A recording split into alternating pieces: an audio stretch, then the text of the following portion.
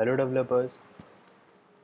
तो first part में हम लोगों ने डिस्कस कर लिया है कि क्या होता है एम और जेटपैक कंपोज में इसको किस तरीके से यूज़ कर सकते हैं। आई एम श्योर मैंने आप लोगों ने वो फर्स्ट पार्ट देख लिया होगा। अगर नहीं देखा है तो आप डिस्क्रिप्शन में लिंक आ रहा है या फिर आप पॉपअप पे टैप कर कर भी देख सकते हैं। फर्स्ट पार्ट देखना आप लोग के लिए बहुत इंपॉर्टेंट है क्योंकि उसमें मैंने बेसिक्स ऑफ एम एक्सप्लेन किया है और आपको उस पार्ट के अंदर इस क्लोन प्रोजेक्ट का लिंक भी मिल जाएगा जिससे आप इसे क्लोन करके एक बेसिक स्ट्रक्चर आपको ऑलरेडी मिलेगा जिससे आप लोग का भी टाइम बचेगा और हम भी जल्दी से हमारे एम को इम्प्लीमेंट कर लेंगे। तो हमने लास्ट पार्ट में देखा था कि एम किस तरीके से यूज़ होता है। इसके काफ़ी डिफरेंट पार्ट्स होते हैं। एक होता है व्यू मॉडल, एक होता है डेटा रिपोजिटरी और एक होता है अपना यूआई लेयर। तो ठीक है, हम इन तीनों को इम्प्लीमेंट करते हैं। बाय डिफ़ॉल्ट जो हमारा यूआई लेयर होता है वो हमारे इस पार्ट में हमारी एप्लीकेशन ही है। तो हम बेसिकली बात कर लेते हैं डेटा रिपोजिटरी की। तो हम एक नई कॉटलिन क्लास बनाने वाले हैं।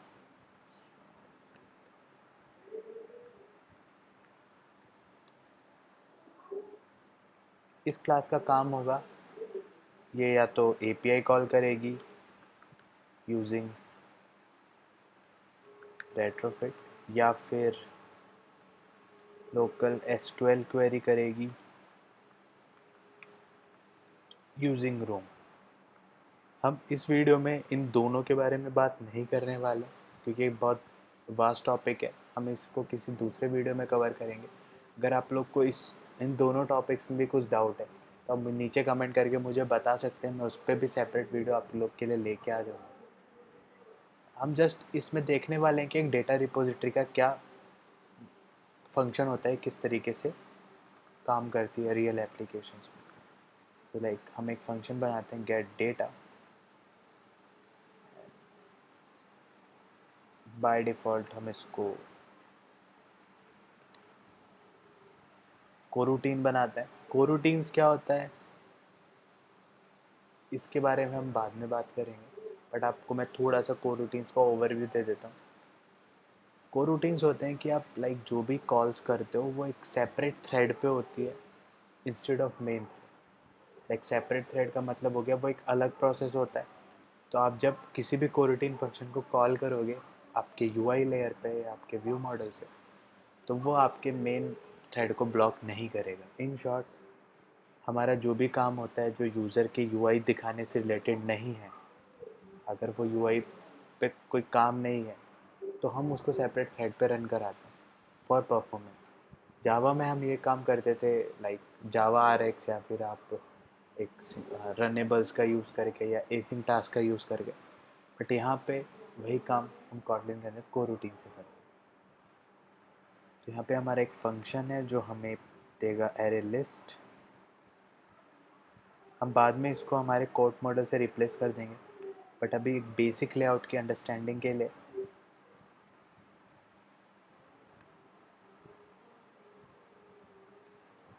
अब लाइक फोर हम एक टेम्परेरी लिस्ट बना लेते हैं।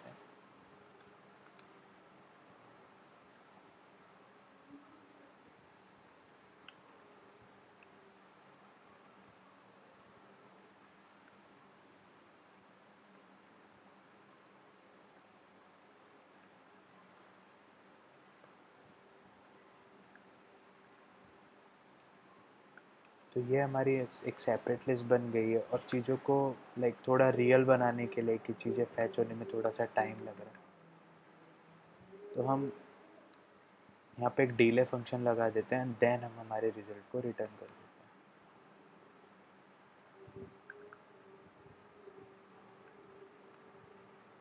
तो बेसिकली हम यहाँ पे क्या कर रहे हैं, हम सिमुलेट कर रहे हैं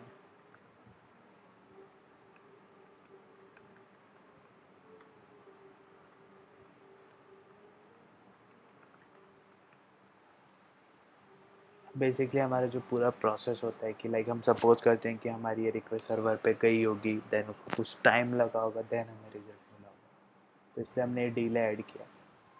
तो ये बेसिकली हमारी पूरी डेटा रिपोजिटरी जिसका काम होगा हमें डेटा प्रोवाइड करवाना।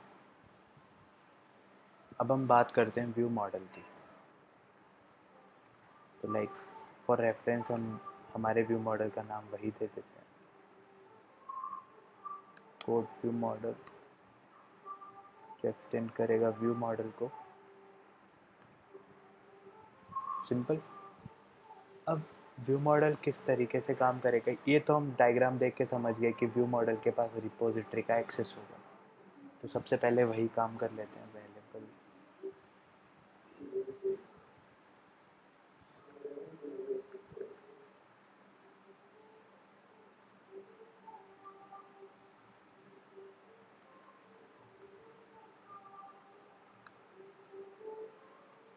जो सिंटेक्स काफ़ी क्लियर है।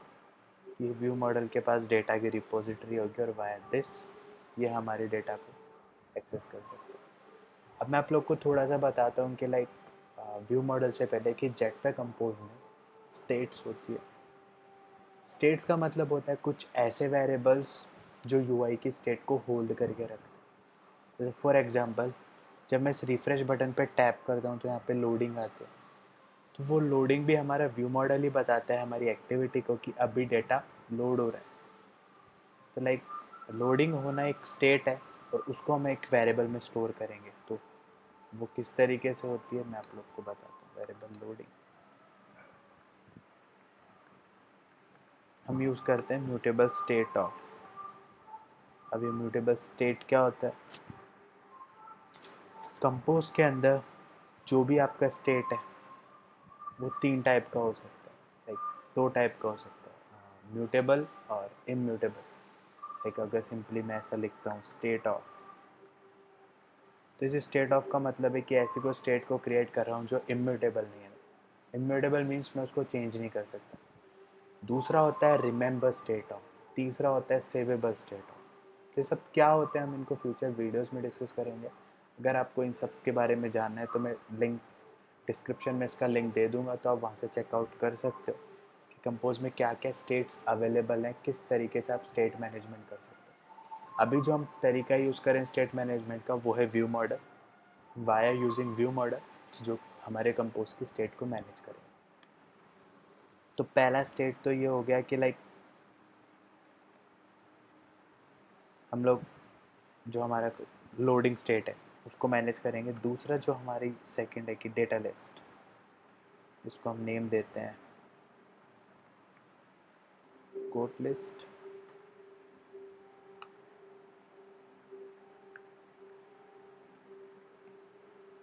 म्यूटेबल स्टेट ऑफ, ये हमारी होगी एरे लिस्ट अभी के लिए, बाद में हम इसको कोड मॉडल से रिप्लेस कर देंगे।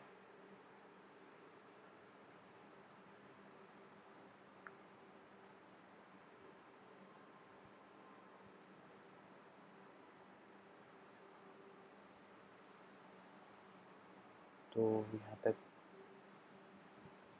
हमने अभी तक वेरिएबल्स को इनिशियलाइज कर लिया है। बेसिकली हमारी स्टेट्स हैं यूआई की। फर्स्ट तो हमारा ये बताएगा कि लोडिंग हो रहा है या नहीं, और सेकंड हमारा रिप्रेजेंट करता है डेटा को। अब हम हमारा जो हम बात करने वाले हैं कि हम किस तरीके से उन वेरिएबल्स को लिसन करेंगे। तो हम सिंपल एक स्टेट बनाएंगे लोड, मॉडल की जो लोडिंग स्टेट है उसको लिसन करेंगे। सेम हम एक और डेटा बनाएंगे वेरिएबल डेटा लिस्ट, और मॉडल की जो डेटा लिस्ट है उसको उसको लिसन करेंगे।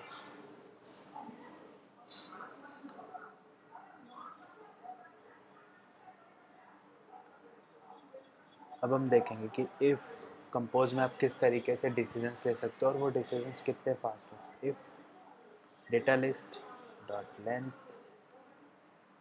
डॉट साइज इक्वल्स टू 0, तो आप सीधा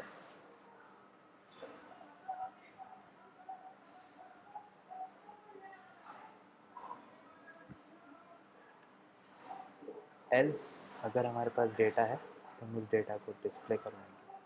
अब कंपोज में आप बहुत इजीली चीज़ों को डिस्प्ले करा सकते हो इस तरीके से। आपके पास काफ़ी सारे मेथड्स हैं, तो हम उनमें से एक को यूज़ करेंगे for data in data list, और हम रिटर्न करेंगे टेक्स्ट भी डेटा। बट इन सब को यूज़ करने से पहले हमें इन सबको एक लेआउट के अंदर यूज़ करना होगा कि एक लेआउट ही डिसाइड करेगा कि अंदर के कंटेंट्स किस तरीके से डिफाइन है। अगर आप लोग को नहीं पता कंपोज में किस तरीके से लेआउट्स को यूज़ करते हैं तो आप मेरे प्रीवियस वीडियोस में देख सकते हो। मैंने वहाँ पे कंपोज में जितने भी लेआउट्स अवेलेबल हैं उन सबको एक्सप्लेन किया है। आपको लिंक में डिस्क्रिप्शन में उनका लिंक मिल जाएगा। तो कॉलम यूज़ होता है बेसिकली लेआउट्स को वर्टिकली अलाइन करने के लिए। तो इसके अंदर कुछ प्रॉपर्टीज़ होती है जिसमें से हम एक को यूज़ करने वाले हैं, like vertical arrangement dot centre. And हम एज इट इज़ जो हमारा कोड है उसको यहाँ पे हम करते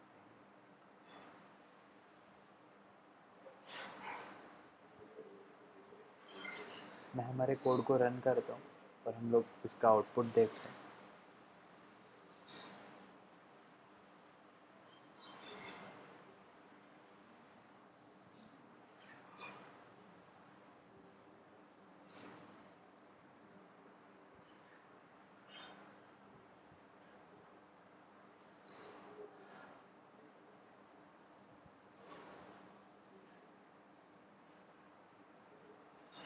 वाई लॉजिक को लिख चुके हैं।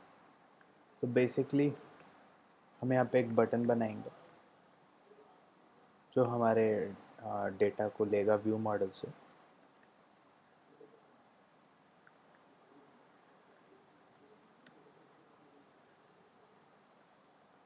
अगर आपको नहीं पता कि बटन्स किस टाइप के होते हैं और आप कंपोज में बटन्स को किस तरीके से यूज़ कर सकते हो तो आप डिस्क्रिप्शन में या पॉपअप में जो लिंक आ रहा है वहाँ जाके वीडियो देख सकते हो। मैंने वहाँ पे पता है कि आपके पास क्या क्या ऑप्शंस अवेलेबल है कंपोज के अंदर। तो हम बेसिकली यहाँ पे क्या लिखने वाले हैं गाइज, सिंपल से हम लिखेंगे मॉडल डॉट गेट कोड्स, जो हमने वहाँ पे हमारा मेथड बनाया। अब यहाँ पे एक एरर आ रही है कि कंपोज को हम किसी को रूटीन स्कोप या किसी से उसी से कॉल कर सकते हैं। तो कंपोजिबल के अंदर आप स्कोप्स को लिसन कर सकते हो,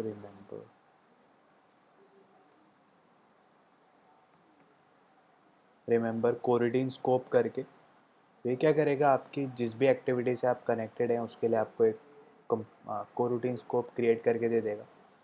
आपको जो भी वर्क करना है अपार्ट फ्रॉम मेन थ्रेड तो आप डायरेक्टली आप यहाँ पे कर सकते हो। तो यहाँ पे हमारे पास मेथड है डॉट लॉन्च। तो हम बेसिकली यहाँ पे हमारे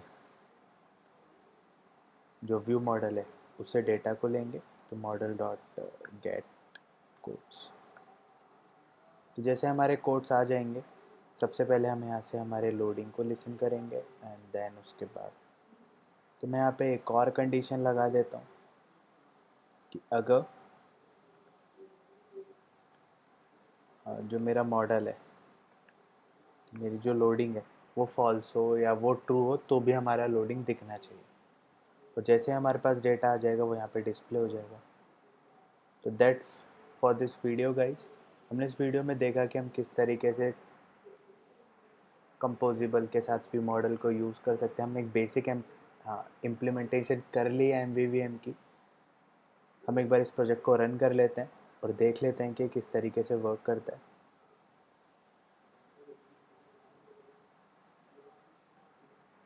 इसके आने वाले वीडियो में हम बात करने वाले हैं उस UI इम्प्लीमेंटेशन की जिसमें आप लेफ़्ट और राइट में स्वाइप देख रहे थे। हम उसे इम्प्लीमेंट करेंगे कंपोजिबल में। बट इस वीडियो तक आपको एक बेसिक ओवरव्यू मिल गया है कि किस तरह से व्यू मॉडल को यूज़ करना है, किस तरह से एक व्यू मॉडल क्रिएट होगा। सेकंड, आप व्यू मॉडल को किस तरीके से पास कर सकते हो। लाइक हमने जो व्यू मॉडल क्रिएट किया है वो वाया यूजिंग व्यू मॉडल्स को किया है। व्यू मॉडल्स क्या करता है, आपकी एक्टिविटी का जो भी इंस्टेंस है उसके अकॉर्डिंग आपको एक व्यू मॉडल दे देगा। क्योंकि हमारा कंपोजिबल फंक्शन हमारी एक्टिविटी के बाहर है तो इसलिए हमको व्यू मॉडल एक्टिविटी में क्रिएट करना पड़ा और उसको एज ए पैरामीटर पास किया है। हम हमारी एप्लीकेशन को रन करके देख लेते हैं कि किस तरीके से वर्क कर रही है।